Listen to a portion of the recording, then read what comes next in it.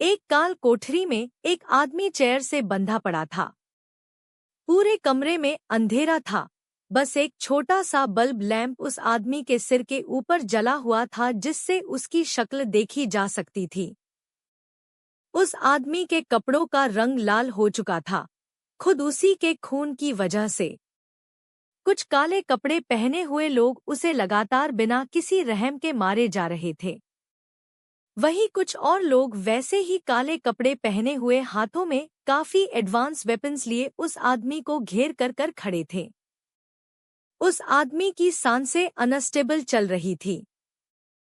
पूरी बॉडी से पसीना निकल रहा था, पर यह पसीना उसके खून से कम था जो उसकी बॉडी के हर पार्ट से पानी की तरह बह रहा था। उसके सेंस ब्लर होते जा रहे थे। तभी कमरे का दरवाजा खुला और एक परछाई कमरे के अंदर आई। एक मस्क्यूलर बॉडी वाला आदमी, जिसने अभी एक ब्लैक कलर का सूट पहना हुआ था और जिसके बाल ग्रे कलर के थे, अपने एक्सपेंसिव जूतों से टक टक की आवाज करते हुए कमरे में आया। उसके आते ही कमरे में अजीब तरह की शांति सी छा गई। बस उस चेयर पर बंधे आदमी की कहराने की धीमी धीमी आवाज सुनी जा सकती थी। चेयर से बंधा आदमी बहुत स्ट्रगल करते हुए बोला, पानी, पानी, मुझे पानी चाहिए। उसकी बात सुनकर उसके सामने ब्लैक सूट में बैठे हुए आदमी ने उसके बालों को खींचकर उसका चेहरा ऊपर किया, जिससे उस आदमी की चीख निकल पड़ी। उसने अपना दूसरा हाथ हवा में उठाया तो उसके एक आदमी ने आकर के उसके हाथ में गर्म पानी का मग दे दिया। उसने वो गर्म पानी सामने चेयर पर बंधे आदमी के मुंह पर फेंक मारा, जिससे वो आदमी बुरी तरह से चिल्लाने लगा, आहा, नहीं प्लीज, छोड़ दो मुझे, वो आदमी चिल्लाते हुए बोला। उसने बहुत मुश्किल से अपना सर उठाया और आंखें खोलकर सामने की तरफ बैठे आदमी को देखा। एडी, बॉस, मुझे धोखा देने के बाद भी तुम में इतनी हिम्मत बची है कि मेरा नाम लो। हम सैम, एडी अपनी डरवानी आवाज में बोला। सैम डरते हुए, बॉस प्लीज छोड़ दो, आगे से मैं ऐसा कभी कुछ नहीं करूंगा। प्लीज एक लास्ट चांस दे दो प्लीज। तुम पिछले 3 सालों से हमारे लिए काम कर रहे थे ना सैम? तुम मुझे अच्छे से जानते हो, है कि नहीं? फिर माफी की बात कहाँ से आ गई? एडी दोबारा से अपनी कोल्ड वॉइस में बोला। सैम नर्वस होते हुए, बॉस ये मेरी गलती है कि मैंने आपको धोखा दिया, पर बॉस प्लीज एक लास्ट चांस दे दो, आगे से मैं ऐसा कुछ नहीं करूंगा प्लीज बॉस। टैच टैच, सैम तुम्हारी गलती ये नहीं है कि तुमने हमें धोखा दिया, बल्कि यही है कि तुमने खुद को हमसे ज्यादा स्मार्ट समझने की गलतफहमी पाल ली। तुम्हें क्या लगा कि तुम हमें धोखा देकर आराम से निकल जाओगे? ये ही तुम्हारी सबसे बड़ी गलती है। इतना बोलकर एडी ने अपनी जेब से एक छोटा पर बहुत ही शार्प नाइफ निकाला और उसे सीधे सैम के हाथों में घुसा दिया, और फिर उसके थाइस में चाकू से बहुत ही गहरे घाव देने लगा। उसने वो चाकू उसके थाइस में पूरी तरह से घुसाकर घुमाना शुरू कर दिया था, जिससे उसके घाव और भी गहरे हो गए थे। सैम गहरी सांसें लेते हुए, मुझे पता है कि तुम मुझे मार दोगे, पर इससे क्या तुम्हारे 5000 वेपन्स वापस आ जाएंगे जो मैंने और मेरे भाई मैक्स ने तुम्हारे इस साम्राज्य से चुराए थे। तुम कभी भी उन्हें ढूंढ नहीं पाओगे, क्योंकि तुम कभी भी मेरे भाई मैक्स को नहीं ढूंढ पाओगे। उस बेचारे को पता ही नहीं था कि वो किस आंख से खेल रहा था। उसकी इन बातों ने सोए हुए शेर को जगा दिया था। उसने अपनी कब्र खुद अपने ही हाथों से खोद ही थी। एडी को इस हालत में चैलेंज करना उसकी लाइफ की सबसे बड़ी मिस्टेक थी। एडी अपना छोटा सा चाकू सैम की गर्दन पर रखते हुए, you little piece of shit, तुमने मेरा बहुत एंटरटेनमेंट कर दिया है, नाउ स्लीप फॉर फॉरएवर। इतना बोलकर एडी ने सैम की गर्दन को अपने चाकू से बुरी तरह से काट डाला। उसने 3 बार ये प्रोसेस रिपीट किया।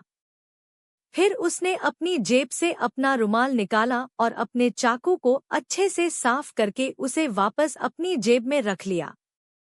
एडी डीप आवाज में, clean this garbage and send JK in my office. Black कपड़ों में खड़ा आदमी सिर झुकाकर बोला, यस सर। उसी बिल्डिंग के एक कमरे में एक वेल बिल्ड मस्क्यूलर हैंडसम आदमी अपने प्राइवेट जिम में बॉक्सिंग प्रैक्टिस कर रहा था। उस जिम का ऑरा भी उसी आदमी के जैसा लग रहा था, खौफनाक और रहस्यमय। डार्क कलर का जिम और ग्रे कलर के इक्विपमेंट्स किसी की भी बॉडी में सिहरन पैदा करने के लिए काफी थे। ऊपर से उसके ग्राउल और ब्रीदिंग साउंड उस जगह को और भी हॉरिबल और क्रीपी बना रहे थे। वो आदमी बिना किसी रहम के पंचिंग बैग को लगातार मारे जा रहा था। उसके ग्राउलिंग साउंड लगातार सुने जा सकते थे। 2 आदमी ब्लैक कपड़े पहने उससे कुछ दूरी पर सिर झुकाकर खड़े थे। एक आदमी के हाथ में टॉवेल था तो दूसरे के हाथ में पानी की बोतल। दोनों ही आदमी कामनेस के साथ सिर झुकाकर खड़े थे क्योंकि ऐसा कुछ देखना उनका रोज का काम था। तभी एक दूसरा आदमी ब्लैक कपड़े पहने हुए ही कमरे में आया और अपना सिर झुका करके बोला, बॉस, आपको एडी बॉस ने ऑफिस में बुलाया है। उसकी बात सुनकर पंचिंग बैग को बेरहमी से मार रहा जेके लास्ट बार जोर से उस बैग को मारता है, जिससे वो बैग नीचे जमीन पर गिर जाता है। पास खड़े गार्ड्स पानी की बोतल और टॉवेल नजरें झुकाए ही जेके की तरफ बढ़ा देते हैं, जिन्हें लेकर वो बाहर की तरफ चेंज करने के लिए निकल जाता है। जेके के रूम से निकल जाने के बाद उसके आदमी उस पंचिंग बैग के पास आते हैं उसे दोबारा से उसकी पुरानी जगह पर लटकाने के लिए, पर पहला आदमी, रुको, देखो, इसमें से खून निकल रहा है। दूसरा आदमी, हाँ, न केवल एक जगह से बल्कि हर जगह से खून निकल रहा है। दोनों ही ये देखकर कंफ्यूज हो गए थे। रुको, मैं खोल कर देखता हूँ। इतना बोलकर वो दूसरा आदमी उस पंचिंग बैग को खोलने लगा। बैग के खुलते ही दोनों की आंखें चौंक कर बड़ी हो गई क्योंकि पंचिंग बैग के अंदर एक आदमी था जिसे जेके इतनी देर से बिना किसी रहम के मार रहा था। उस आदमी के पूरी बॉडी पर कट और गहरे नीले जख्म देखे जा सकते थे। उसकी बॉडी के हर पार्ट से खून निकल रहा था। वो बस अपनी आखिरी सांसें ले रहा था। ये है कौन? पहला आदमी चौंकते हुए बोला। सैम का भाई मैक्स, दूसरा आदमी बोला। उसी बिल्डिंग के एक लग्जरियस ऑफिस रूम में एक टॉल हैंडसम आदमी अपने ऑफिस में बैठा हुआ था। वो अपनी किंग साइज्ड बॉसी चेयर पर बैठा हुआ, एक हाथ में किंग साइज मारी बोरो सिगरेट पकड़े हुए था और दूसरे हाथ से उसने अपना मोबाइल अभी टेबल पर रखा था। चेहरे पर एकदम शांत एक्सप्रेशन, जिसे देखकर कोई कह नहीं सकता कि उसने अभी ब्लास्ट करने का। ये आदमी और कोई नहीं वीटी था, मोस्ट डेंजरस और heartless mafia king. Introductions. AD, JK और वीटी माफिया दुनिया के सबसे खतरनाक माफिया है। ये तीनों भाई और माफिया किंग्स हैं। ये लोग अपनी पावर, स्ट्रेंथ, प्रभुत्व, डार्क ऑरा और बेस्ट फोर्स, बेस्ट आर्म्स के साथ साथ ऐसे हथियारों के लिए जाने जाते हैं जो रेयर हैं, जो दुनिया भर में आसानी से नहीं मिल पाते हैं। उनके एम्पायर में दुनिया के सबसे एडवांस और हाई टेक हथियार पाए जाते हैं। यह एम्पायर इन तीनों भाइयों ने बहुत ही कम उम्र में अपने दम पर बहुत मेहनत से खड़ा किया है, जहां आज वो लोग राज करते हैं।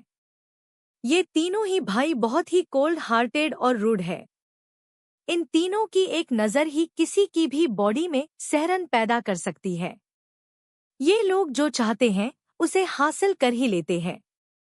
गवर्नमेंट के कोई भी रूल एंड रेगुलेशन इन लोगों पर अप्लाई नहीं होते हैं।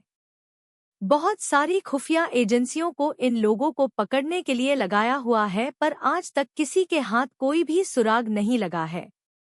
बल्कि आज तक लोगों को इनका असली नाम तक नहीं पता चला है। किसी ने भी आज तक इन तीनों भाइयों का चेहरा नहीं देखा है, क्योंकि एक बार कोई इनका चेहरा देख लेता है तो कुछ और देखने के लिए जिंदा ही नहीं बचता है। इसलिए कोई भी इनके रास्ते में आने के बारे में सोचता तक नहीं है। इन्हें जो भी चाहिए होता है उसे ये आसानी से हासिल कर लेते हैं। इन तीनों भाइयों के पास सब कुछ है सिवाय एक चीज के, जो है heart. AD. Real name Aditya Singh Rathore. Age 27 साल। Eyes colour dark brown. Height 5 foot 7 inch. ये सबसे बड़ा भाई और माफिया किंग है, जो अपनी क्रूएलिटी के लिए दुनिया भर में फेमस है। देखने में बहुत ही हैंडसम और मुस्कुलकर। आंख की भौहों पर एक बड़ा सा कट का निशान है जो उसे और भी ज्यादा सेक्सी लुक देता है। उसे बस अपनी फैमिली और अपने एम्पायर की ही केयर है। किसी भी चीज को डिस्ट्रॉय करने से पहले ये एक पल के भी नहीं सोचता है। ब्लास्टिंग करना इसका फेवरेट काम है और अपनी इसी शौक के चलते ये हमेशा अपनी जेब में एक मिनी लाइटर लेकर घूमता है। किसी ने भी आज तक इसे स्माइल करते हुए नहीं देखा है। JK. Real name Jiyansh Singh Rathore. Age 23 साल। Eye colour dark black. Height 5 foot 8 inch. ये सबसे छोटा भाई और माफिया किंग है। ये दुनिया भर में अपनी फाइटिंग स्किल्स के लिए जाना जाता है। ये अकेला किसी एक आर्मी के बराबर है कहा जा सकता है, वन मैन आर्मी। इसके पास बेस्ट और स्ट्रॉन्ग वेल बिल्ड बॉडी है, जो किसी को भी सिर्फ 2 पंच में मारने के लिए काफी थी। कोल्ड और rude.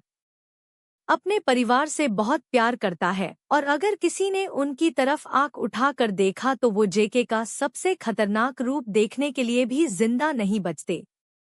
VT. Real name Virat Singh Rathore. Age 25 साल। Eye colour ocean blue colour. Height 6 foot. अपने नाम की ही तरह ये देखने में बहुत ही विराट है, बहुत ही टॉल और हैंडसम। ये सबसे ज्यादा हार्टलेस और रूड है, जो कभी भी स्माइल नहीं करता है सिवाय उन लोगों के सामने जिनसे ये प्यार करता है। इसकी बहुत ही प्यारी डिम्पल स्माइल जो कभी नहीं देखी जाती है। अपने भाइयों की ही तरह सिर्फ अपनी फैमिली से ही प्यार करता है। ये तीनों भाइयों में सबसे ज्यादा इंटेलिजेंट और शार्प माइंड है। ये ही हर प्लान का मास्टर माइंड होता है। आज तक किसी के साथ भी रिलेशनशिप में नहीं रहा है और इसे इन चीजों में इंटरेस्ट भी नहीं है। इसका पूरा ध्यान अपने एम्पायर को और भी ज्यादा बढ़ाने में लगा रहता है। इसकी पर्सनालिटी बहुत ही डोमिनेटिंग है। चीजों को अपने कंट्रोल में रखना इसे बहुत पसंद है। युवे। रियल नेम युवान सिंह राठौड़। एज 25 साल। Height 5 foot 8 inch. ये भी अपने भाइयों की ही तरह माफिया है। इसे माफिया ब्रदर्स के डैड और मॉम ने अनाथायल से गोद लिया था और अपने बेटे की ही तरह पाला है। ये भी अपनी फैमिली से हद से ज्यादा प्यार करता है। देखने में बहुत हैंडसम एंड लुकिंग है। फ्लर्ट करने की आदत है। अपने भाइयों के जैसे कोल्ड हार्टेड नहीं है। जॉयफुल पर्सन है। हंसना और हंसाना इसे बहुत पसंद है, पर इसका ये मतलब बिल्कुल नहीं है कि ये डेंजरस नहीं है। जब बात फैमिली या फिर इसके भाइयों पर आती है तो किसी का भी मर्डर करने से पहले 1 सेकंड के लिए भी नहीं सोचता।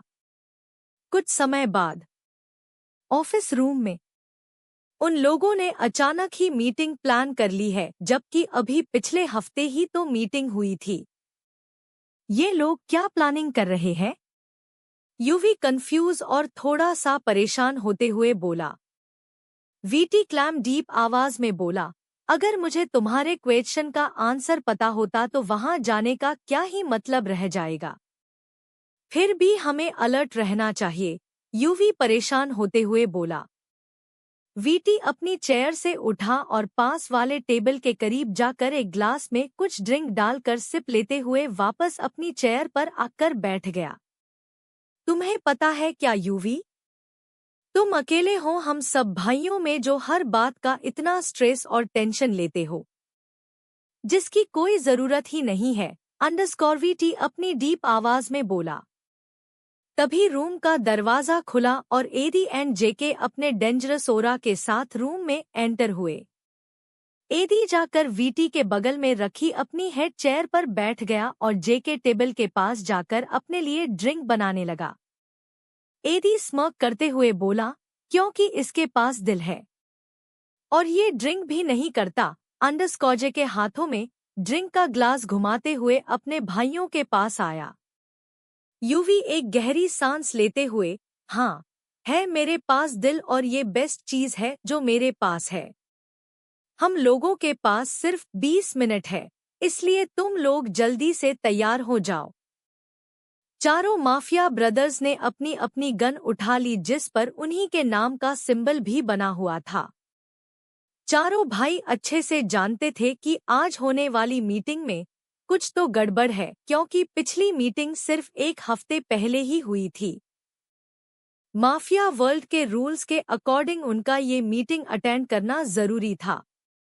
ऐसा नहीं था कि इन भाइयों पर कोई भी रूल्स अप्लाई होता हो, पर ये मीटिंग एक ऐसी जगह थी जहां जाकर ये अपने दुश्मनों की पावर, स्ट्रेंथ, कैपेसिटी और प्लान्स के बारे में जान सकते थे। चारों भाई अपनी अपनी लंबरगिनी कार में बैठकर मीटिंग के लिए निकल पड़े थे।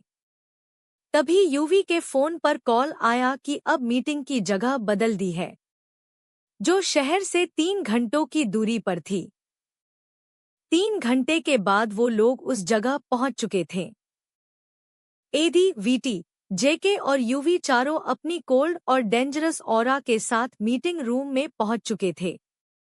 उनके मीटिंग हॉल में पहुंचते ही वहां बैठा हर माफिया अपनी चेयर से उठकर अपना सिर झुकाकर उन चारों भाइयों की ग्रीटिंग कर रहा था। ये सब इस बात का सबूत था कि वो लोग इस माफिया वर्ल्ड में किस पोजीशन पर थे। वहां बैठे लोगों में कुछ उनके पार्टनर्स थे, कुछ दोस्त और कुछ दुश्मन। कुछ लोग उनसे डर रहे थे तो कुछ लोग उनके आने से खुश थे, वहीं कुछ लोग उन चारों भाइयों से जेलस हो रहे थे। माफिया ब्रदर्स अपनी पर्टिकुलर सीट्स पर जाकर बैठ गए थे। उन लोगों के बैठ जाने के बाद ही बाकी सारे माफिया भी अपनी अपनी चेयर पर बैठ गए। मीटिंग शुरू हुई और 2 घंटे तक चली। ये बहुत ही एग्रेसिव मीटिंग थी, पर किसी की भी हिम्मत नहीं हुई कि उन माफिया किंग्स के सामने अपनी आवाज उठाने की। मीटिंग खत्म हो जाने के बाद सभी लोग अपना सिर वापस से माफिया ब्रदर्स के सामने झुका करके वहां से बाहर निकल गए। माफिया ब्रदर्स भी अपने घर जाने के लिए अपनी कार की तरफ बढ़ चुके थे। वो लोग अपने मैंशन की तरफ बढ़ ही रहे थे कि तभी उन्हें गोलियां चलने की आवाज सुनाई दी और एक ब्लास्ट के साथ ही पीछे आ रही उनके बॉडीगार्ड्स की कार हवा में उछलकर चकनाचूर हो गई। चारों माफिया ब्रदर्स ने अपने ब्लूटूथ ऑन कर लिए। किसको अपनी मौत की इतनी जल्दी पड़ी है? अंडरस्कॉर के अपनी बहुत ही डेंजरस डीप आवाज में बोला। एडी स्टर्नली बोला, जानने की जरूरत ही नहीं है, उससे पहले ही मैं उसे जिंदा जलाकर राख कर दूंगा। ये सब उस देसाई का किया धरा है। मुझे इन कार्स पर उसकी गैंग के लोगो दिखाई दे रहे हैं और वो अकेले नहीं आया है, उसके साथ वो कमीना वर्मा भी है जिसकी वजह से सैम और मैक्स ने हमें धोखा दिया था। यूवी अपने दांत पीसते हुए बोला। देसाई माफिया ब्रदर्स का सबसे बड़ा दुश्मन था। वो इन चारों भाइयों को मारने का एक भी मौका नहीं छोड़ता था। वो इनकी तरक्की से जलता था और खुद माफिया किंग की पोजीशन हासिल करना चाहता था, जो बिना माफिया ब्रदर्स को मारे पॉसिबल नहीं था। वो खुद भी एक बहुत डेंजरस माफिया था और एक उसी में इतना गट्स था कि वो माफिया ब्रदर्स को नुकसान पहुंचाने के बारे में सोच सके। आज की मीटिंग और फिर जगह का चेंज करना उसकी सोची समझी चाल थी, क्योंकि ये जगह माफिया ब्रदर्स की टेरिटरी से बाहर थी। यहाँ उन्हें मरना उसके लिए आसान था।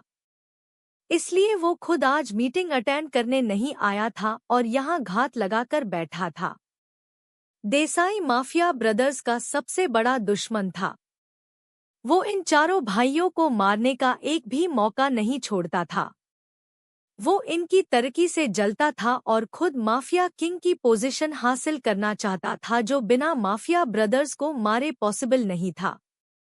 वो खुद भी एक बहुत डेंजरस माफिया था और एक उसी में इतना गट्स था कि वो माफिया ब्रदर्स को नुकसान पहुंचाने के बारे में सोच सके। आज की मीटिंग और फिर जगह का चेंज करना उसकी सोची समझी चाल थी।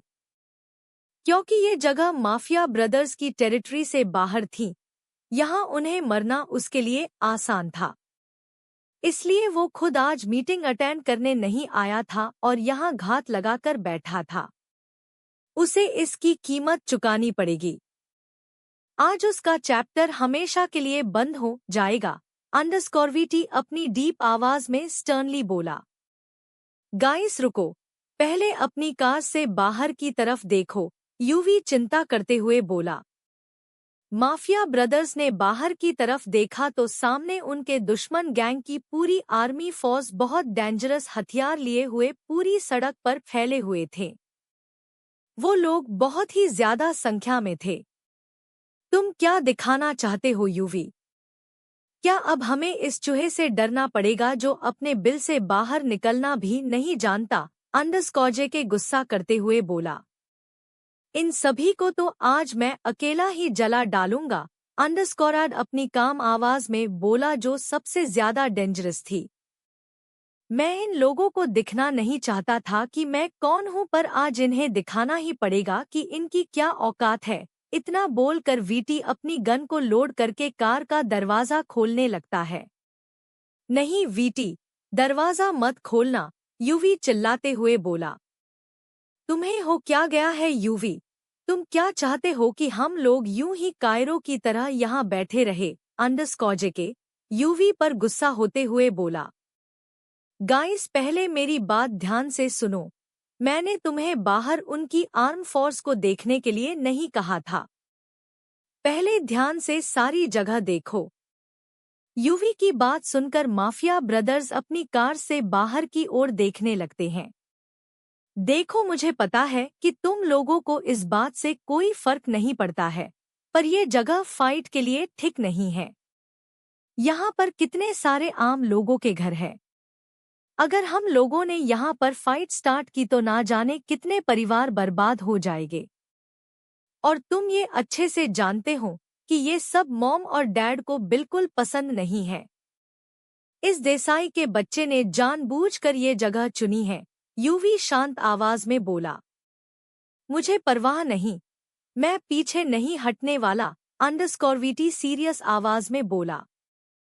गाइस मुझे पता है कि तुम लोग पीछे नहीं हटने वाले, पर जरा उन मासूम लोगों और बच्चों के बारे में सोचो जो यहाँ होने वाली ब्लास्टिंग और फायरिंग में मारे जा सकते हैं। वीटी, तुम पीछे नहीं हट रहे हो बल्कि बहुत से मासूमों की जिंदगी बचा रहे हो। प्लीज। और वैसे भी अगर हम लोगों ने फाइट स्टार्ट की तो हमारे बहुत से आदमी मारे जाएंगे और वो कायर देसाई हमेशा की तरह बीच में ही डर के भाग जाएगा। पर आज सिचुएशन अलग है। आज हमारी वजह से बहुत से आम और इनोसेंट लोग मारे जा सकते हैं। हमारा क्या है? हम लोग तो फाइट करने के बाद अपने मेंशन वापस चले जाएंगे, पर हमारी वजह से जिन लोगों की मौत हो जाएगी उनकी फैमिली सारी उम्र के लिए सफर करेगी। यूवी ने बहुत ही कम आवाज में अपनी बात समझाई। वीटी झिलाते और गहरी सांस लेते हुए, फक यूवी भाई, आज आपको हो क्या गया? आप पहले तो इन सब चीजों के बारे में नहीं सोचते थे। अंडरस्कॉजे के गुस्से से बोला। सिन्नू, जेके का घर पर निकनेम। आज सिचुएशन अलग है। अभी मैं एक माफिया की तरह नहीं बल्कि तुम लोगों के भाई की तरह सोच रहा हूँ। हम लोगों को घर जाकर डैड को हर बात की रिपोर्ट भी करनी है। ये बात भूलो मत, यूवी बोला। तुम हम सबको फिर से मैन्यू पायलेट कर रहे हो। एक बार घर पहुंच जाएं, तुम्हारी खबर तो मैं वहां लूंगा, अंडरस्कोरड अपनी स्कैरी आवाज में बोला। ओके गाइस, अब अलग अलग डायरेक्शन में स्प्लिट हो जाओ। उन लोगों को गलत रास्ते पर ले जाने की कोशिश करना और हो सके तो किसी वेकेंट जगह ले जाने की कोशिश करना, अंडरस्कोरवीटी प्लान समझाते हुए बोला। एड्स ब्रेक के साथ डन, यूवी डन, जेके डन। उन सभी ने अपनी कार्स की स्पीड बढ़ा ली और अपने दुश्मनों पर बिना किसी रहम के फायरिंग करने लगे। वीटी की हर एक गोली देसाई और वर्मा की गैंग के लोगों के सीने के आर पार निकल रही थी। माफिया ब्रदर्स के इस सडन अटैक से दुश्मन गैंग का बहुत नुकसान हो चुका था। तभी सभी ने अपनी फायरिंग वीटी की कार पर करना शुरू कर दिया। उसकी कार के सारे मिरर टूट चुके थे और उस पर चारों तरफ से लगातार गोलियां बरसाई जा रही थी। तभी देसाई की एक गोली आकर के वीटी के बाएं हाथ पर लग गई। जेके ने जब अपने भाई को यूं दुश्मनों से घिरा देखा तो उसने अपनी कार वीटी की कार के आगे कर दी और बिना किसी रहम के फायरिंग करने लगा। उसकी एक गोली सीधा जाकर के वर्मा के सिर के बीचों बीच लगी और उसका चैप्टर हमेशा के लिए बंद हो गया। गाइस, ये लोग हजारों की संख्या में है। हम लोग अभी इन सब से नहीं लड़ पाएंगे और घर पहुंचने भी अभी कम से कम 1 घंटा लगने वाला है। तब तक तो ये लोग यहाँ सब कुछ बर्बाद कर देंगे। ये तुम तीनों को ही टारगेट कर रहे हैं, इसलिए तुम तीनों को अभी यहाँ से निकलना पड़ेगा, यूवी बोला। तुम कहना क्या चाहते हो, हमें भागना पड़ेगा? कभी नहीं, अंडरस्कोरवीटी गुस्से से चिल्लाते हुए बोला। हाँ, आज ऐसा ही करना पड़ेगा प्लीज। यहाँ बहुत सारे घर हैं, तुम लोग किसी भी खाली से घर में जाकर के छुप जाना। और हाँ, भगवान के लिए घर के अंदर ही रहना, क्योंकि अगर तुम बाहर घूमते दिखे तो ये लोग तुम्हारे साथ साथ उस घर को भी ब्लास्ट में उड़ा देंगे, जिससे मासूमों की जिंदगी चली जाएगी। इसलिए आज जिंदगी में पहली और आखिरी बार मासूमों की जिंदगी के लिए तुम लोगों को छिपना पड़ेगा। प्लीज अब जल्दी से जाओ। आज ये इंसान पागल हो गया है, अंडरस्कोरड गुस्से भरी आवाज में बोला। वीटी और जेके दोनों ने भी एक गहरी सांस ले कर अपने गुस्से को कंट्रोल करने की कोशिश करी। जैसा उन लोगों ने सोचा था, तीनों माफिया किंग्स ने अपनी कार्स दूसरी डायरेक्शन में मोड़ ली। यूवी ने अपनी कार दुश्मन गैंग और माफिया ब्रदर्स के बीच में ला दी और उनका ध्यान भटकाने लगा। अब देसाई के लोग सिर्फ यूवी पर गोलियां बरसा रहे थे। चलो अब कुछ तूफानी की जाए। यूवी ने अपने कान से ब्लूटूथ निकाले और अपनी कार को बहुत ही तेज स्पीड में दूसरी डायरेक्शन में ले गया। एडी, वीटी और जेके ने अपनी कार्स घरों वाली कॉलोनी की तरफ मुड़ा ली थी। तीनों की कार अब एक घर के बाहर आकर के रुकी हुई थी, पर तीनों को ही नहीं पता था कि वो एक ही घर के अंदर जा रहे हैं, क्योंकि तीनों इस समय घर के अलग अलग डायरेक्शन में खड़े थे। तीनों के ब्लूटूथ फाइट करते हुए टूट चुके थे। तीनों ही भाई अलग अलग जगह से उस घर में छुपने के लिए घुसे। एडी खिड़की के सहारे उस घर में घुसा और एक कमरे के अंदर चला गया। उसके चेहरे और हाथों पर कई जख्मों के निशान साफ तौर देखे जा सकते थे। बाल बिखरे हुए थे, शर्ट के ऊपर के 3 बटन खुले हुए थे। उसने अपने बेल्ट में चाकू और एक्स्ट्रा बुलेट रख हुए थे। अपनी डार्क ऑरा के जैसे उसने अभी डार्क कलर के कपड़े पहन रखे थे। वो इस टाइम बहुत ही गुस्से में था। अगर कोई भी इस समय उसके सामने आया तो वो उसे मारने से पहले 1 सेकंड के लिए भी नहीं सोचने वाला। उसने अपने हाथों पर ब्लड देखा, जिसे देखकर वो बिना किसी की परवाह किए बाथरूम की तरफ बढ़ गया। वो उस घर में ऐसे चल रहा था कि जैसे ये उसका ही घर हो, और वैसे भी किसकी इतनी हिम्मत थी कि माफिया किंग एडी को रोक सके। एडी वॉश बेसिन के पास जाकर अपने हाथों से ब्लड साफ करने लगा। तभी उसे किसी के कदमों की आहट सुनाई दी। जिसे सुनते ही एड तुरंत अपनी गन को लोड करके खड़ा हो गया। दरवाजा खुला और एक छोटा सा फिगर लाइट पिंक कलर की ओवरसाइज टी शर्ट और वाइट कलर के शॉर्ट्स पहने हुए बाथरूम में एंटर हुआ। वो लड़की सीधे शॉवर के पास जाकर खड़ी हो गई और उसने धीरे धीरे अपने सारे कपड़े उतारकर शॉवर लेना शुरू कर दिया। वार्म वाटर उसकी मिल्की स्मूथ स्किन पर गिर रहा था, पर वो इस बात से पूरी तरह बेखबर थी कि वहां कोई था जो बेशर्मों की तरह बिना पलके झपकाए उसे देख रहा था। शॉवर ले लेने के बाद उस लड़की ने शॉवर बंद किया और जैसे ही वो पलटी वो पूरी तरह से शॉक हो गई। एहा! बहुत ही तेज आवाज में चिल्लाई। एडी को देखकर बहुत तेज चिल्लाई, पर उसके पलक झपकाने से भी पहले एड ने आकर उसे बाथरूम की दीवार से पिन कर दिया। उसने एक हाथ से उसकी कमर को पकड़ा और दूसरे हाथ से अपनी गन सीधे उसके मुंह में रखते हुए अपनी डीप आवाज में बोला, एक शब्द और तुम्हारे मुंह से निकला और तुम्हारा खेल हमेशा के लिए खत्म। वो दोनों ही एक दूसरे को बहुत ही इंटेंसली और डीपली देख रहे थे। दोनों की ही आंखों में इस समय बहुत से इमोशंस थे जो वो दोनों खुद भी नहीं जानते थे। एडी के बड़े से हाथों ने उस लड़की की स्लिम सी कमर को पूरी तरह से पकड़ रखा था। उसकी नेक्ड बॉडी उसकी बॉडी से टच हो रही थी और उसके छोटे छोटे हाथ एडी की हार्ड चेस्ट पर रखे हुए थे। वो लड़की ब्रेव बनने की कोशिश कर रही थी, पर ये माफिया किंग एडी के सामने इम्पॉसिबल था। कुछ देर तक यूं ही एक दूसरे को देखते रहने के बाद एडी की नज़र उस लड़की की नेक्ड बॉडी पर गई, जिसे देखते ही उसने अपनी नजरें दूसरी तरफ घुमा ली। एडी ने अपनी गन उसके मुंह से निकाली और दूसरी तरफ मुंह करके खड़ा हो गया। वो लड़की अभी तक शॉक में ही थी कि आखिर अभी हुआ क्या। एडी पलटकर आगे की तरफ 2 कदम बढ़ा। उसने बाथटब के पास रखा बाथरोब उठाया और बिना उस लड़की की तरफ देखे उसकी तरफ बढ़ा दिया। उस लड़की ने जैसे ही उस बाथरोब को देखा वैसे ही उसकी आंखें चौंक कर बड़ी हो गई। उसका ध्यान अब इस बात पर गया कि वो इतनी देर से नेक्ड खड़ी थी। उसने जल्दी से एडी के हाथों वो बाथरोब छीना और जल्दी जल्दी उसे पहनने लगी। उसकी क्यूट सी छोटी छोटी आंखों में इस समय बहुत सारा गुस्सा साफ साफ झलक रहा था।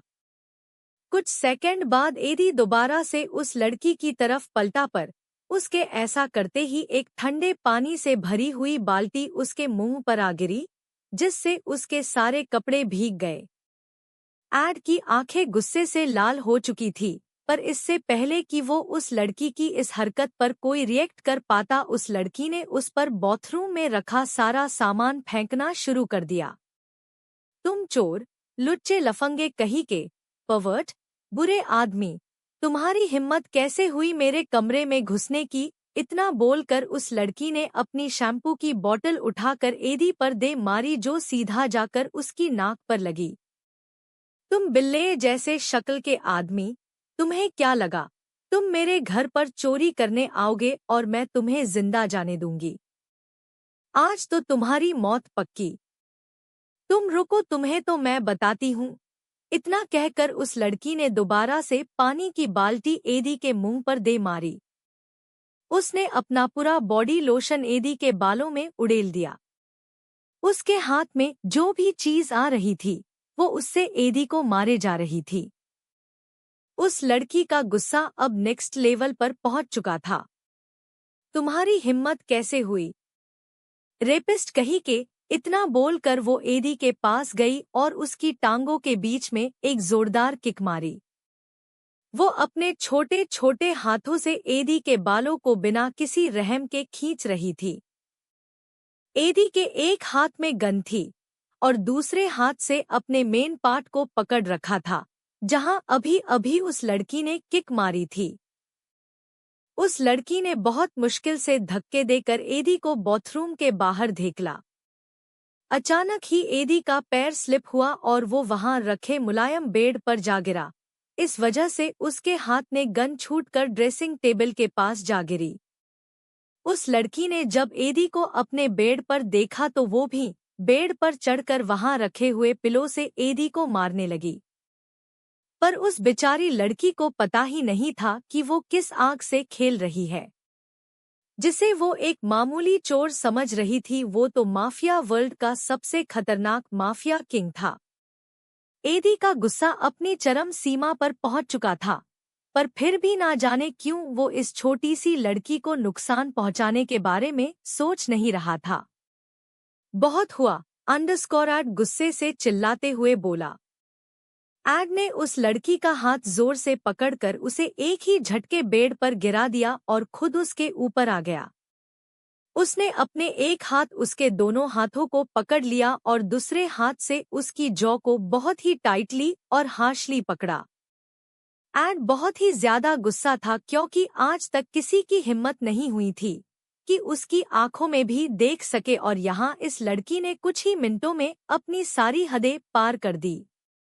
गलती कर दी तुमने, नादान लड़की, इतना बोलकर एदी ने अपनी अंगुलियों से उसके जबड़े को बहुत ही टाइटली दबाया, जिससे उस लड़की के प्लम्पी लिप्स उभरकर बाहर आ गए।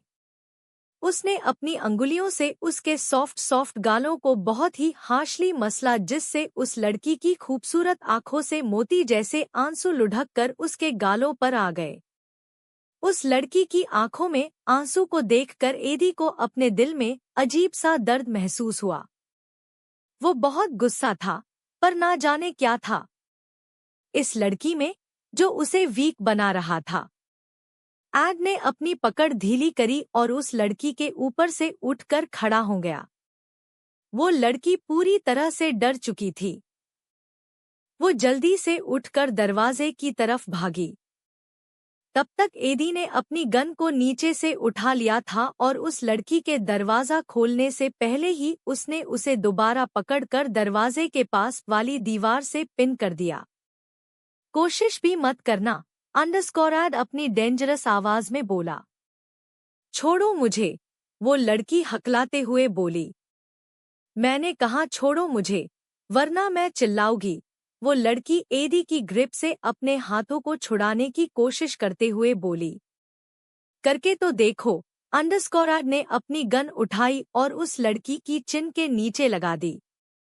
चोर कहीं के, छोड़ो मुझे, फिर मैं दिखाती हूँ तुम्हें कि मैं क्या कर सकती हूँ।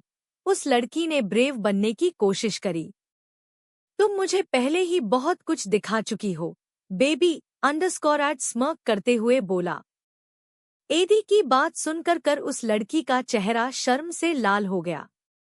वहीं दूसरी तरफ एक क्यूट सी फ्लफी डॉल जैसी खूबसूरती लड़की, जिसने अभी एक light purple colour night wear वाली शर्ट और शॉर्ट पहन रखे है, अपने कमरे की बालकनी में बैठी हुई है। उसने अपना सिर बालकनी में बने एक पिलर पर रखा हुआ था। उसकी आंखें बंद थी और उसके रोसी पिंकिश प्लम्पी लिप्स पर एक क्यूट सा पॉट बना हुआ था। उसके आसपास बहुत सारे सॉफ्ट टॉयज, प्लशीज, कुछ ड्राइंग पेपर और बहुत सारे कलर बिखरे पड़े थे। ऐसा ही हाल उसके रूम का भी था। उसके हाथ में एक बड़ा सा हार्ट शेप का प्लशी था, जिसे वो अपने सीने से लगा रखी थी। ये पूरा नजारा देखने में इतना क्यूट था कि किसी का भी हार्ट मेल्ट हो जाए, अगर उनके पास दिल हो तो। जियान उर्फ जेके बालकनी के सहारे घर के अंदर दाखिल हुआ। घर का मैन गेट लॉक था, इसलिए उसने ये रास्ते अपनाया। उसे अपने यूवी भाई पर बहुत गुस्सा आ रहा था, जिनकी वजह से आज उसे पहली बार यूं छुपना पड़ रहा था।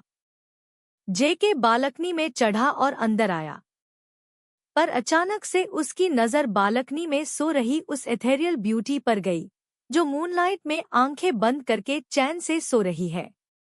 अपने सामने यूं उस छोटे से फिगर को सोता देखकर जेके ने अपने कदम पीछे लिए और वहां लगे पर्दे के पीछे छिप गया। थैंक गॉड, इस लड़की ने मुझे नहीं देखा। इसकी आंखें बंद लग रही है, शायद सो ही रही है। मुझे यही छिपकर रहना चाहिए जब तक कि मुझे सिग्नल ना मिल जाए कि देसाई और उसकी गैंग के लोग यहाँ से ओछले गए। स्वेयर टू गॉड, एक बार यहाँ से निकल जाओ, उस देसाई के बच्चे को तो मैं अपने हाथों से माँ। जेके इस समय बहुत फ्रस्ट्रेटेड था। ओ शिट, मैं ब्लूटूथ तो कार में ही भूल आया, अब मुझे यूवी भाई का सिग्नल कैसे मिलेगा? और मेरी गन, व्हाट्स द फक, मेरी गन कहाँ है? जेके अपनी चीजों के लिए बहुत पोजेसिव रहता था और स्पेशली उसकी गन के लिए तो कुछ ज्यादा ही। उसे अच्छे से याद था कि वो अपने साथ गन लेकर आया था। इसका मतलब था कि गन यही कहीं गिरी थी। इतना सोचने के बाद वो अपनी गन ढूंढने लगा। तभी उसकी नजर बालकनी में पड़ी अपनी गन पर गई। जेके पर्दे के पीछे से निकलकर अपनी गन को लेने जाने ही वाला था कि तभी उस स्लीपिंग ब्यूटी की नींद खुली। वो अपने छोटे छोटे हाथों से अपनी आंखों को क्यूटली मसलते हुए उठ गई। तभी उस क्यूट सी लड़की की नजर खुद से कुछ ही सेंटीमीटर दूर पड़ी गन पर गई, जिसे देखकर उसने उसे अपने दोनों हाथों से उठाया जैसे कि वो बहुत भारी चीज हो। पर शायद उसके छोटे और नाजुक हाथों के लिए वो सच्ची में भारी चीज हो। अपने हाथों में गन लेने के बाद वो लड़की उस गन को ऐसे देखने लगी जैसे कि उसने पहले कभी गन ही नहीं देखी हो। ये एक गन ही तो थी, पर ये लड़की उसे ऐसे क्यों देख रही थी? जेके वहां खड़े होकर उस लड़की को अपनी गन पकड़े हुए देख रहा था। अचानक ही वो लड़की जेके की गन से खेलने लगी, जिसे देखकर जेके की आंखें चौंक कर बड़ी हो गई क्योंकि उसकी गन अभी लोड थी। जेके ने जैसे ही उस क्यूट सी ब्यूटीफुल लड़की को अपनी गन से यूं खेलते हुए देखा तो उसके दिल में एक अजीब सा डर उभर आया। जेके बिना किसी की परवाह किए पर्दे से निकलकर उस लड़की के सामने आकर खड़ा हो गया। उस लड़की ने जब अपने पास किसी की आहट सुनी तो उसने अपनी पलकें उठाई और अपनी बाम्बी इनोसेंट आंखों से जेके को देखा। अपने सामने जेके को यूं अचानक देखकर वो लड़की डर गई और उसने अपने बड़े से टेडी बेयर को हग कर लिया और अपना छोटा सा सिर उसके सॉफ्ट सॉफ्ट फर में छुपा लिया। कुछ ही सेकंड बाद उसने अपना सिर उठाया और जेके की तरफ देखने लगी, जो अपनी गन को उठाने जा रहा था। अचानक ही वो लड़की अपने न्यू टॉय के लिए पॉजेसिव हो गई और जेके के गन उठाने से पहले उसने उस गन को उठाकर अपने हाथों में ले लिया। हे, तुम्हारी हिम्मत कैसे हुई मिनी के टॉय को हाथ लगाने की? तुम कौन हो? तुम यहाँ मेरे टॉयज लेने आए हो ना? वो लड़की क्यूटली गुस्सा करते हुए बोली। कौन मिनी? और तुम किस टॉय की बात कर रही हो? मुझे मेरी गन वापस करो, अंडरस्कॉजे के भौंहे चढ़ाकर बोला। मैं हूँ मिनी, प्राउडली खुद की तरफ इशारा करके। और ये मेरा टॉय है, तुम्हारी गन नहीं। किसी के टॉय चुराना बैड मैनर्स होता है, वो लड़की जेके को क्यूटली घूरते हुए बोली। जेके कंफ्यूज होते हुए उस लड़की को देख रहा था। उसने एक गहरी सांस लेकर खुद को शांत किया और फिर बोला, देखो मेरे पेशेंस का सब्र मत लो, खुद से मेरी गन मुझे वापस कर दो, ये कोई तुम्हारा टॉय नहीं है पागल लड़की। जैसे ही जेके ने मिनी को पागल लड़की कहा वो बहुत जोर जोर रोने लगी। तुमने मिनी को पागल लड़की क्यों कहा? मिनी बहुत अच्छी लड़की है, तुम यहीं रुको, मैं अभी अपनी आरू दी को बुलाकर लाती हूँ। वो आकर अभी तुम्हें खूब डांटेगी, मिनी ने अपनी आंखों में आंसू भरकर इनोसेंटली कहा। इतना बोलकर वो अपने एक हाथ में गन लिए और दूसरे हाथ में अपने टेडी बियर को पकड़े हुए दरवाजा खोलने के लिए जाने लगी। शिट, अगर ये बाहर गई तो सबको पता चल जाएगा और फिर सिचुएशन खराब हो जाएगी, अंडरस्कॉजेके ने अपने मन में सोचा। इसके हाथों में गन है, अगर मैंने जोर जबरदस्ती से गन लेने की कोशिश करी तो कहीं ये पागल लड़की गन ना चला दे। नहीं नहीं, मुझे इससे शांति से ही बात करनी पड़ेगी। वैसे ये लग ही रही है पागल, पर कोई ना, मैं थोड़ी देर के लिए ये सब सहन कर सकता हूँ। अंडरस्कॉजेके अपने मन में ये सब बातें सोचे जा रहा था। अच्छा सुनो, अब मैं ये नहीं ले जा रहा, इसलिए अब तुम चिल्लाना मत, अंडरस्कॉजेके कॉम आवाज में बोला। पक्का ना तुम ये नहीं लोगे? प्रॉमिस करो मिनी से। इतना बोलकर उसने अपनी अंगुलियां पिंकी प्रॉमिस करने के लिए जेके की तरफ बढ़ाई। What the hell? अब ये क्या है? अंडरस्कॉजेके ने मिनी के हाथ को इग्नोर किया और रूम के अंदर आकर उसे देखने लगा। रूम बहुत ही क्यूटली व्हाइट और पर्पल कलर से सजाया हुआ था। एक छोटा सा बेड था जो मिनी के साइज के अकॉर्डिंग मोर देन इनफ था। पूरे रूम में बहुत सारे सॉफ्ट टॉयज और ड्राइंग पेपर बिखरे हुए थे। साथ में ही बहुत सी पेंटिंग भी रूम में ब्यूटीफुली सजाकर रखी हुई थी। जेके बहुत ध्यान से पूरे रूम को देख रहा था कि तभी मिनी बोल पड़ी। तुम्हें पता है क्या, तुम बिल्कुल सफेद खरगोश की तरह लगते हो। तुम क्या मिनी के साथ खेलोगे? मिनी ने क्यूटली स्माइल करते हुए जेके से पूछा। उसकी बात सुनकर जेके पूरी तरह से सरप्राइज हो गया। आज पहली बार उसकी जिंदगी में किसी ने उसे अपने साथ खेलने के लिए बोला था। वो माफिया किंग था जो लोगों की जिंदगियों से खेलता है, और ये लड़की उसे अपने खिलौनों से खेलने के लिए बोल रही थी। इसकी आंखें अलग है। क्यों उनमें देखकर मैं अपने आप को कमजोर महसूस कर रहा हूँ। वैसे ये लड़की बहुत ही सुंदर है। मैंने आज से पहले इतनी सुंदर लड़की कभी नहीं देखी। अंडरस्कॉजेके ये सब बातें अपने मन में सोच रहा था। फिर उसने इन सभी थॉट्स को अपने दिमाग से निकालकर मिनी को देखकर थोड़ी तेज आवाज में कहा, सुनो, मेरा दिमाग मत खाओ। चुपचाप जाकर बेड पर बैठ जाओ और अपना मुंह बंद रखो। मिनी की आंखों में फिर से आंसू आ गए और वो फिर से सुबकने लगी।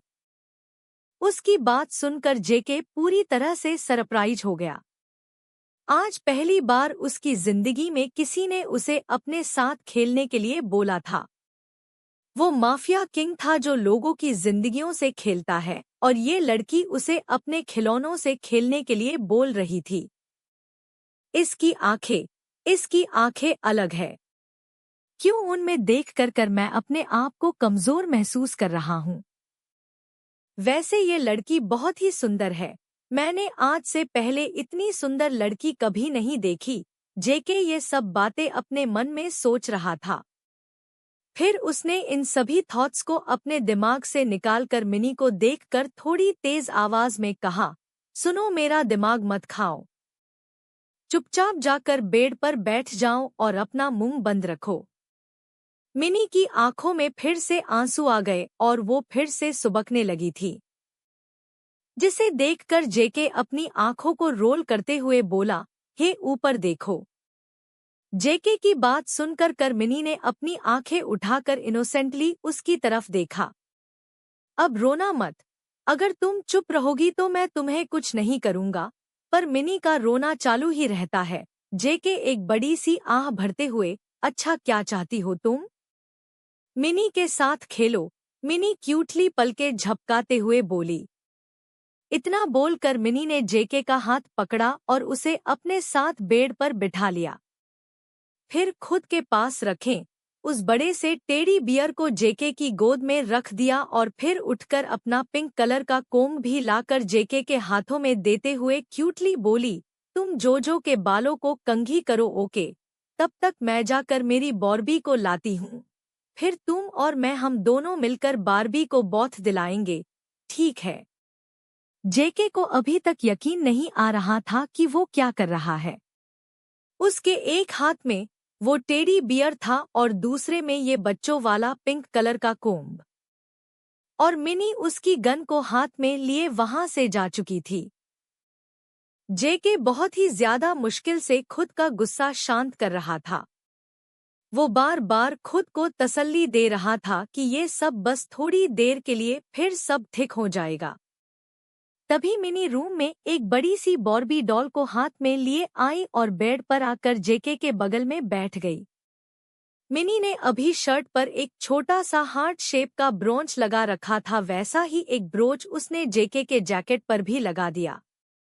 मिनी के पास अभी यही ब्रोच था, खरगोश जैसे ब्रोच नहीं था, इसलिए मिनी ने तुम्हें यही पहना दिया। आज से हम दोनों प्ले पार्टनर हो गए, मिनी बहुत ही ब्यूटीफुल स्माइल के साथ क्यूटली बोली। जेके उसकी हरकतों को देखकर एक गहरी सांस ले कर धीरे से बोला, बस थोड़ी देर और। दूसरी तरफ विराट घर में घुसने का रास्ता ढूंढ रहा था। तभी उसकी नजर एक खिड़की पर गई। विराट ने अपना एक पैर खिड़की के बाहर रखे फ्लावर पॉट पर रखा और खिड़की के हैंडल को पकड़कर अंदर की तरफ आया। शायद उसका लक उसके साथ था कि खिड़की लॉक नहीं थी और वो आराम से अंदर आ गया। अंदर अंधेरा हो चुका था। विराट अपनी हल्क जैसी बॉडी के साथ आगे की तरफ बढ़ा तो उसका पैर कुछ चीजों से टकराया, जिससे वो चीजें तेज आवाज के साथ नीचे गिर गई। इसका मतलब साफ था कि वो अभी किचन में था और उसने किचन का सामान नीचे गिरा दिया था। तभी उसने किसी के पैरों की आवाज सुनी जो जल्दी जल्दी उसी की डायरेक्शन में आ रहे थे। उसने जल्दी से खुद को काउंटर के नीचे छिपा लिया। ये जगह उसके छिपने के काफी छोटी थी, पर जैसे तैसे उसने मैनेज कर ही लिया। उसने अपनी गन लोड कर ली ताकि आने वाला शख्स कोई भी हो वो उस पर गोली चला सके। किसी ने आकर किचन की लाइट ऑन करी और तभी विराट को पायल का साउंड सुनाई दिया, जिसे सुनकर उसकी नज़र अपने आप उस डायरेक्शन घूम गई जहां से ये साउंड आ रहा था। फिर उसकी नज़र किसी के बहुत ही खूबसूरत पैरों पर गई। ये कहना एकदम झूठ होगा कि विराट ने आज से पहले इतने सुंदर पैर किसी और के देखे हों। मैं तो अभी मिनी को अभी उसकी मेडिसिन देने जा रही थी, पर तभी मैंने किचन से कुछ टूटने के आवाज सुनी, तो मैं यहाँ दौड़ी चली आई, पर यहाँ तो कोई नहीं है, उस लड़की ने अपने मन में सोचा। वो लड़की अभी एक प्योर व्हाइट कलर का सूट पहन रखी थी और अपने बड़े बड़े बालों को खोल रखी थी। उस लड़की ने सारी जगह देखा पर उसे कोई नहीं दिखा, पर फिर उसकी नज़र टूटे हुए कांच और बिखेरे हुए सामान पर गई। लड़की यहाँ वहाँ देख ही रही थी कि उसे खिड़की खुली देखी। बाहर अंधेरा हो चुका था। खिड़की खुली देखकर उस लड़की को लगा शायद कोई बिल्ली वगैरह घुस गई होगी। ये सोचकर वो नीचे बिखरे सामान को साफ करने लगी, पर जैसे ही वो नीचे झुकी उसके नजरें किसी की गहरी नीली आंखों से टकराई जो उसे बहुत ही इंटेंसली देख रही थी। वो नजरें इतनी इंटेंस थी कि वो सीधे उसकी सोल में झांक रही थी। उन नजरों के सामने वो लड़की खुद को बहुत वीक महसूस करने लगी थी। उसमें इतनी हिम्मत नहीं थी कि वो कुछ और देर तक उन आंखों में देख सके, इसलिए उसने अपनी नजरें झुका ली। शिवांगी के नजरिए से मैं अपने सामने बैठे उस इंसान को देख रही थी जो देखने में बहुत ही हैंडसम लग रहा था। उसकी ऑरा बहुत ही डार्क थी, जिससे मैं खुद को कमजोर महसूस कर रही थी और इसी वजह से मैं अपनी जगह पर जम सी गई थी। तभी अचानक मुझे याद आया कि ये अनजान आदमी हमारे घर में घुस आया है। मुझे तो चिल्लाना चाहिए। शिवांगी ये सब सोचकर चिल्लाने के लिए जैसे ही अपना मुंह खोलने वाली थी, विराट ने एक ही झटके उसकी कलाई पकड़कर उसे भी काउंटर के नीचे खींच लिया। विराट ने अपने लेफ्ट हैंड से उसकी कमर को पकड़ रखा था और राइट हैंड उसके मुंह पर रख रखा था ताकि वो कोई आवाज ना निकाल सके। पर अगर वो हाथ शिवांगी के मुंह पर नहीं भी रखता तो भी वो एक शब्द भी नहीं निकाल पाती, क्योंकि वो तो पूरी तरह फ्रीज हो चुकी थी। शिवांगी अभी पूरी तरह से विराट के ऊपर थी। उसका एक हाथ विराट की हार्ड चेस्ट पर रखा हुआ था और दूसरे हाथ से उसने विराट के बिग बाइसेप्स पकड़े हुए थे। विराट ने डीपली उसकी आंखों में देखा और कहा, डोंट शाउट। उसकी डीप और कोल्ड आवाज सुनकर शिवांगी की पूरी बॉडी में सिहरन पैदा हो गई। उसका दिल बहुत बुरी तरह से कांप रहा था, पर उसकी बाहों में उसका दिल खुद को सेफ भी फील कर रहा था। शिवांगी ने अपनी नजरें और भी झुका ली थी। उसमें अभी इतनी हिम्मत भी नहीं थी कि वो उससे पूछ सके कि वो कौन है और उसके घर में क्या कर रहा है। उन दोनों के फेस एक दूसरे के बहुत करीब थे। शिवांगी विराट की गर्म सांसें अपने चेहरे पर महसूस कर पा रही थी। तभी शिवांगी को अपने राइट हैंड पर कुछ गीलापन महसूस हुआ जो उसने विराट के बाइसेप्स पर रख रखा था। उसने अपनी आंखें उस तरफ घुमाई तो सामने का नजारा देखकर उसकी आंखें चौंक कर बड़ी हो गई और उसके मुंह से एक धीमी सी आवाज में सिर्फ एक शब्द निकला, खून। विराट की बाह बहुत बुरी तरह से इंजर्ड हुई थी। वहां से लगातार खून निकल रहा था, जिसे देखकर शिवांगी के दिल में एक अजीब सा दर्द होने लगा था। शिवांगी ने जब विराट के एक्सप्रेशन देखे तो उससे साफ पता चल रहा था कि उसे इस बात से कोई फर्क नहीं पड़ रहा था कि उसका कितना खून निकल चुका है। शिवांगी ने नजरें उठाकर विराट के चेहरे को देखा पर वो पहले की ही तरह एकदम सख्त था। शिवांगी को पता भी नहीं चला कि कब उसकी आंखों से आंसू टपकने लगे। उसे विराट का खून देखकर अपने दिल में बहुत दर्द महसूस हो रहा था, जबकि वो उसके लिए एक अजनबी ही तो था। एक अजनबी जो बहुत अपना सा लग रहा था। वो नहीं जानती थी कि ये कौन है और यहाँ क्या कर रहा है, पर फिर भी उसके लिए उसके दिल में कुछ अजीब फीलिंग आ रही थी जो उसने पहले कभी महसूस नहीं करी थी। उसकी डार्क ऑरा उसे वीक बना रही थी, पर सेम टाइम पर स्ट्रॉन्ग भी। उसका दिमाग उसे चिल्लाने के लिए कह रहा था पर उसका दिल उसे शांत कर रहा था। दिल और दिमाग की इस जंग में आखिरकार जीत उसके दिल की ही हुई। उसने उसके घाव को कुछ सेकंड के लिए देखा और फिर उसने फर्स्ट एड बॉक्स लाकर उसकी मरहम पट्टी करने की सोची। इतना सोचकर उसने उठने की कोशिश करी, पर विराट की पकड़ उसकी कमर के चारों ओर इतनी मजबूत थी कि वो हिल भी नहीं पाई। शिवांगी में इतनी हिम्मत नहीं थी कि वो उसे छोड़ने के लिए बोल पाए। अपना प्लान फ्लॉप होता देख शिवांगी ने अनसेटिस्फिकेशन में एक बड़ी सी आह भरी, पर वो यूं ही तो बैठे हुए उसके खून को बहते हुए नहीं देख सकती थी। उसे कुछ तो करना पड़ेगा। शिवांगी कुछ देर और यूं ही शांति से बैठी रही। उसे पता था कि विराट शुरू से बिना पलके झपकाए डीपली उसे ही देखे जा रहा था। वो अपना सिर नीचे किए लगातार सोचे जा रही थी कि उसे क्या करना चाहिए। तभी उसके दिमाग में एक आइडिया आया। कुछ सोचकर शिवांगी ने अपना हाथ विराट की चेस्ट से हटाया, पर उसके ऐसा करते ही विराट की ग्रिप उसके कमर पर और भी कस गई। शायद विराट को ये चीज बिल्कुल अच्छी नहीं लगी थी। विराट के ऐसा करने की वजह से शिवांगी अब और भी सबमिसिव हो गई थी। पर थोड़ी देर के लिए उसने इसे इग्नोर किया क्योंकि अभी उसका पूरा ध्यान विराट के घाव पर ही था। शिवांगी ने बहुत मुश्किल से खुद का दुपट्टा उठाया और उसे एक सिरे से फाड़ दिया। फिर उसने बिना विराट के चेहरे की तरफ देखे बहुत ही केयरफुली अपने दुपट्टे का वो हिस्सा विराट के घाव पर रखकर बांध दिया। कम से कम ऐसा करने से उसका खून निकलना तो बंद हो ही जाएगा। शिवांगी को विराट की आंखों में देखते हुए डर लग रहा था, पर फिर भी उसका दिल उसे बार बार उसके चेहरे को देखने के लिए कह रहा था। आखिर में शिवांगी ने नजरें उठाकर विराट के चेहरे की तरफ देख ही लिया, पर तभी अचानक ही एक जोर की गन शूट की आवाज उसके कानों में पड़ी, जिसे सुनते ही शिवांगी ने डरते हुए विराट को कस कर गले लगा लिया। इसी बीच उसके होठों ने विराट के गालों को छुआ। ऐसा होते ही शिवांगी का दिल बहुत जोर से धड़कने लगा। उसकी आंखें चौंक कर बड़ी हो गई। तभी उसे आरू की आवाज सुनाई दी। अपनी बहन की आवाज सुनते ही शिवांगी जैसे हकीकत में वापस आई।